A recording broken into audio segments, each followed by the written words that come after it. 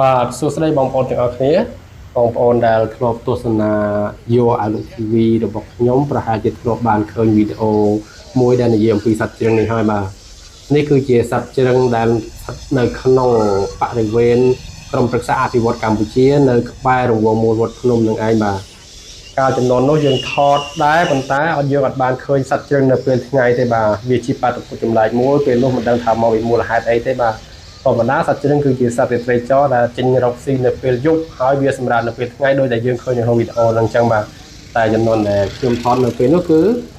វានៅពេលថ្ងៃវាអត់ឃើញទេបាទបែរជាពេលល្ងាចប្រលប់ប្រហែលជាម៉ោង6 6កន្លះទៅម៉ោង7បែរជាវាហើរចូលមកដើមឈើវិញបាទវាចេញទៅពេលថ្ងៃមិនដឹងថាកាលនោះវាមកពីមូលហេតុអីទេវាអាចមកពីមូលហេតុថាមានសត្វអ្វីដែលធ្វើឲ្យវាផ្អើលឬក៏អ្នកណាឬក៏មនុស្សអីដែលអាចធ្វើវាផ្អើលឬក៏យ៉ាងណាបាទបានតែវាពេលថ្ងៃវាអត់ហ៊ាននៅទេចំនួននោះគឺពេលយប់បានវាមកវិញហើយពេលថ្ងៃពួកវាចេញបាត់អស់តែឥឡូវនេះជីវិតរបស់ពួកវាវិលមករកភាពប្រក្រតីទៅតាមធម្មជាតិរបស់ពួកវាហើយគឺពេលថ្ងៃគឺពួកវានៅសម្រាកនៅលើដើមឈើនឹងឡើងស្អិចស្កះតែមួយដើមនឹងបាទនៅក្នុងបរិវេណហ្នឹងគឺមានដើមឈើច្រើនដែរតែមិនដឹងថាមូលហេតុអីទេបានតែពួកគាត់នឹងមកសម្រាប់តែមួយដើមហ្នឹងបាទដើមឈើផ្សេងៗទេគឺគាត់អត់ខ្ចីទៅសម្រាប់ទេគឺគាត់មកណែនណាន់តាន់តាប់តែមួយដើមហ្នឹងបាទ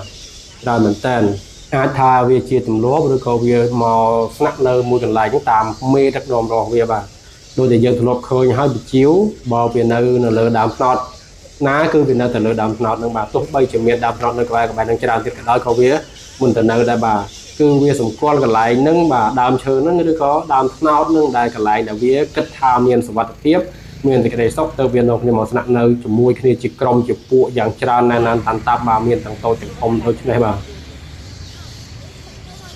វីដេអូរបស់យើងគឺមានតែប៉ុណ្្នឹងទេបាទហើយសូមអរគុណចំពោះបងប្អូនទាំងអស់គ្នាដែលបានតាមដានទស្សនាតាំងពីដើមរហូតដល់ចប់បាទសូមអរគុណមកថយណា